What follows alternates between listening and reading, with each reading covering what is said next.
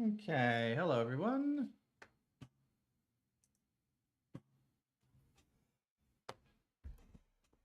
All right. I hope everyone's doing great today. I am Joseph Cilio, and I am the chair of the Cosmopolitan Party and Cosmopolitan Coalition Foundation. Today, we are going to go into some basic principles of a fair constitution.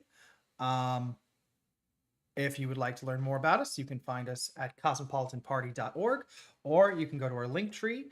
That's linktr.ee/cosmopolitan party, where you can find links to our social media, streaming sites, places to sign up for volunteering, donating, and all that fun stuff. So like, share, subscribe.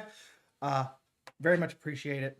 And so let's get on it. So this is a very unformatted and basic presentation, but I just want to start by going over some basic not ground rules, but guidelines for how I'm going to be talking about this Constitution moving forward. So let's begin. All right.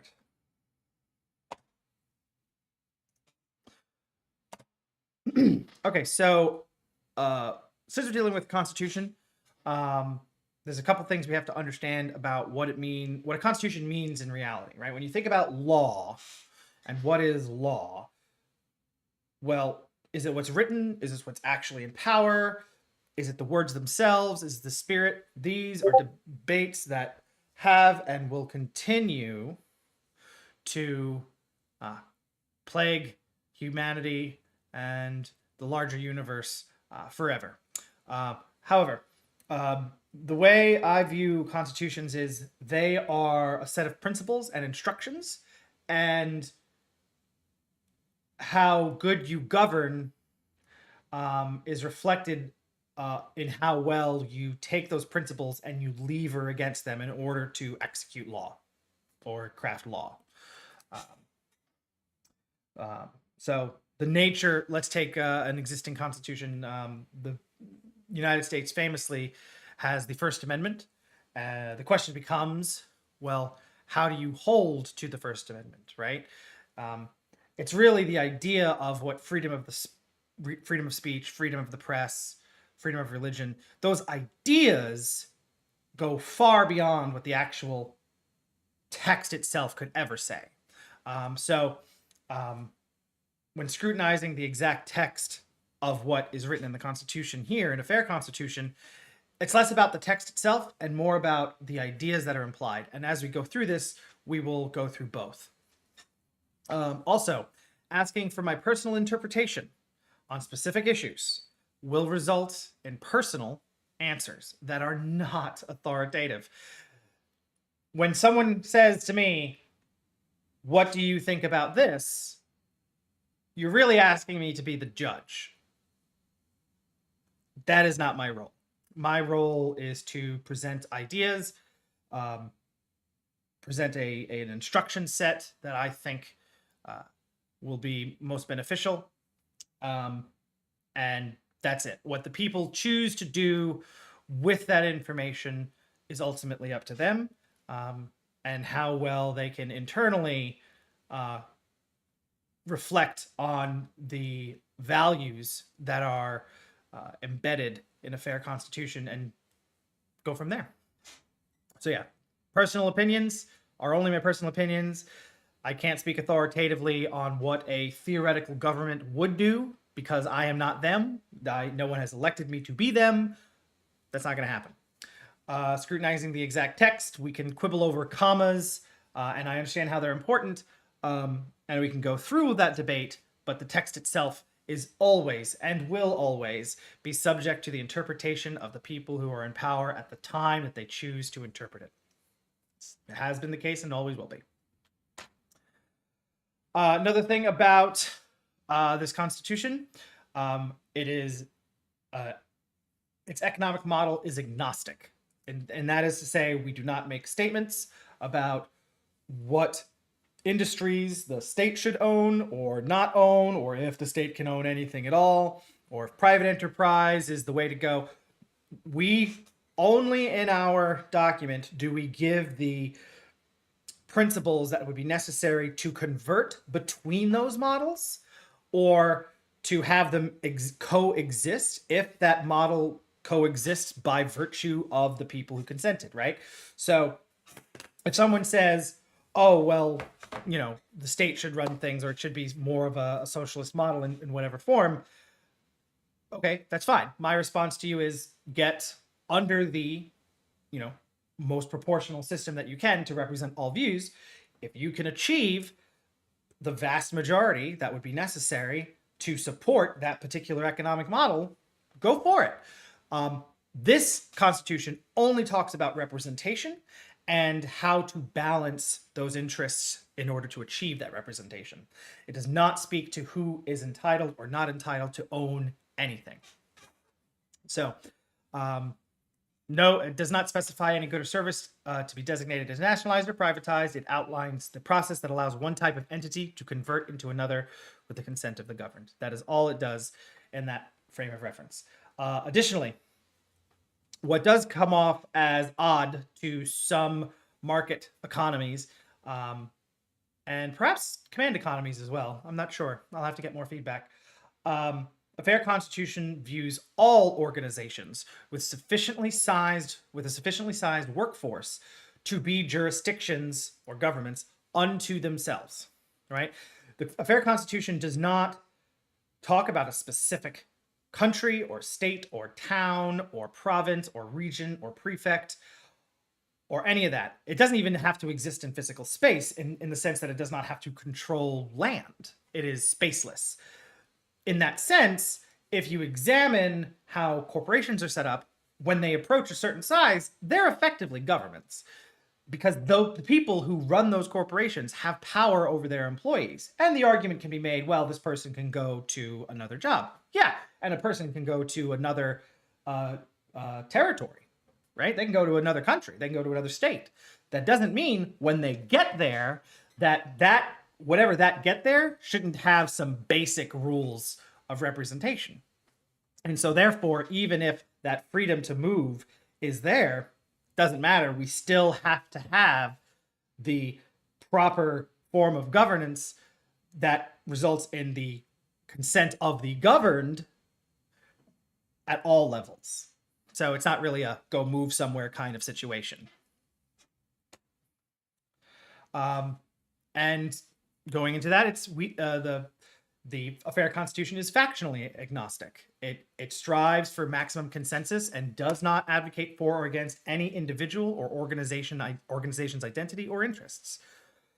The way this was written was to strip all characteristics out of all people and all jurisdictions and governments, and just look at the basic core of what it means to have a constitution, what it means to have a legislature, what it means to have a judiciary, what it means to have an executive, what it means to interact with each other in scale. It just looks at the basic structure. It is designed to appeal to as many people as possible, as constitutions generally are meant to be consensual contracts. Therefore, as we move forward, if you are in for the ride with me, you're going to see rivals who you would ordinarily not work with, because even though you may disagree vehemently on some major issues, the general principle that the governed should give consent to be governed is universal. It applies to everyone. You cannot possibly have the mentality that says, I want freedom and representation and equality for me. These are contradictions in terms. For me alone, I should say. Or me and only the people who agree with me. Then you invite war upon yourself, because that group that is the out group, unless you drive them extinct, they will eventually come back for their rights, because the inequality in power will have consequences over time that they will find untenable. So, yeah. So let's talk about a constitution. We touched on a few points already. A constitution is a social contract between individuals that form jurisdictions. A constitution's scope is limited to establishing the initial conditions by which all other decisions are made. So a constitution in itself does not actually do anything, right? It doesn't create a budget. It doesn't spend money. It doesn't outline specific punishments. It doesn't outline minute details. The Constitution is the boot code, the startup sequence, the thing that gets the country or state or whatever moving. It is the thing that we all agree on in basic and go, right, we're going to follow that instruction set, and everything that comes out of that instruction set that's valid will be followed. Right? And so that's also the justification for why the law should technically be followed. One can make arguments, of course, that say that, well, if a government exists outside of the bounds of a fair constitution, and the people who came into power did so through force or through some means, and they are operating in such a way that they are not actually balancing interests, minimizing consent violations, and governing effectively, that the laws that come out of those constitutions are valid. That is a different question. And that is a question that exists in the hearts and minds of every person on earth and what they're going to do about it. We'll get into that later. So let's start here with the preamble. The preamble begins. The legitimacy of government is derived exclusively from the consent of the governed. Legitimate governments are and ought to be designed in such a way as to minimize consent violations, balance interests uniformly, and govern effectively. A fair constitution describes the rights and responsibilities of individuals and jurisdictions that must exist for a legitimate government to exist. A fair constitution's basic structure is observed to be entrenched in the laws of nature and is immutable. So let's start with the first part of that preamble. The legitimacy of government is derived exclusively from the consent of the governed. Legitimate governments are not to be designed in such a way as to minimize consent violations, balance interests uniformly, and govern effectively. So basically, every clause that exists in the Constitution thereafter cannot exist unless it satisfies those three pillars, right? Minimizing consent violations, balancing interests uniformly, governing effectively. And minimizing consent violations seems pretty basic. You'd be surprised at how much law needs to be around it in order to make that happen. But yeah, do unto others as you have them do unto you. You know, the no harm clause, the golden rule. You know, do what you will as long as you harm none. Pretty straightforward. It's the government of one, right? I am in control over me and my stuff. And my stuff can include my body, my mind, the possessions I own, anything, my dwelling, anything in my bound, right? If someone can come in and take something from you unilaterally without your permission, well, they're violating your consent. Now, are there cases where someone's consent may need to be violated because you have conflicting interests, so no matter what decision you make, you're going to violate someone's consent?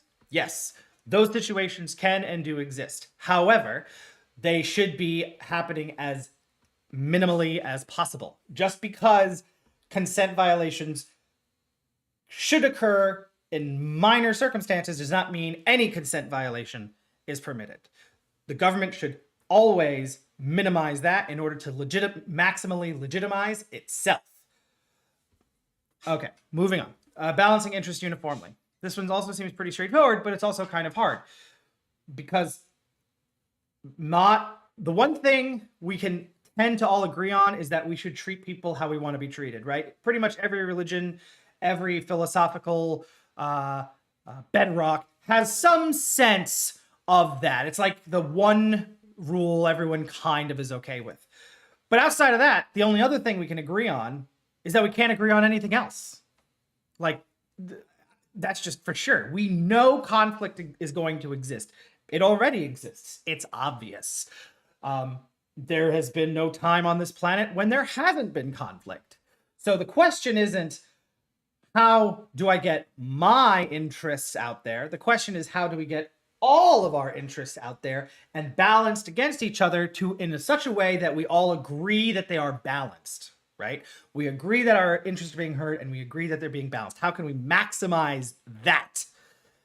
And then, of course, the last part of it is governing effectively, right? No matter what pie in the sky ideas, I could have put stuff in this Constitution that in some sense is more representative, but what would end up happening is the government would effectively not function because there would be places where you couldn't get from A to B, right? There'd be too much confusion, in principle, you could do a direct democracy globally. Problem is it would be a mess. You wouldn't be able to get any functional law. One person's idea of what this law means versus another would be wildly different, and therefore the words themselves would be up. It would be a nightmare. So direct democracy at global scales doesn't work. Therefore, it doesn't effectively govern. It is removed because it does not meet the third pillar. Likewise, systems like first past the post. We know, because the pie of voters and their interests concentrates down to just two parties in first past the post systems, we know that first past the post does not balance interests uniformly. It fails on the second pillar and therefore is not as valid as, say, proportional representation. Though first past the post may be more valid than authoritarianism directly, where no one has a right to vote, or only a few people have the right to vote, right? So it's a spectrum, and you can always get better. An example of not minimizing consent violations: if you give vice law, right?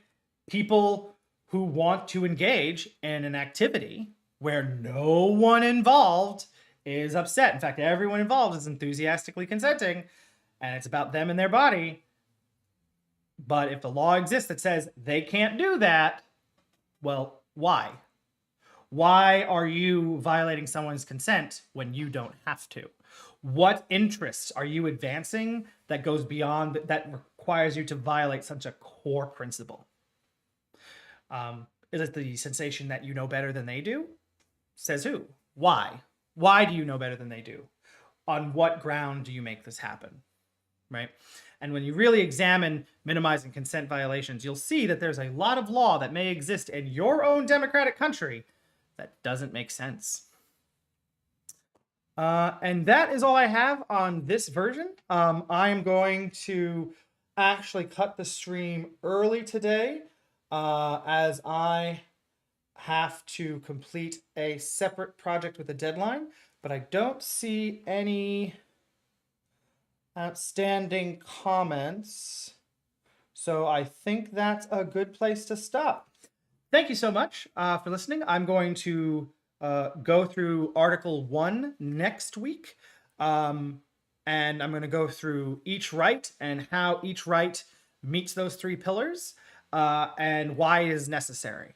And if you can think of any that I didn't include in that should be, I would very much like your feedback. Go ahead and leave it in the comments or the doobly-doo. Thank you, and have a good evening.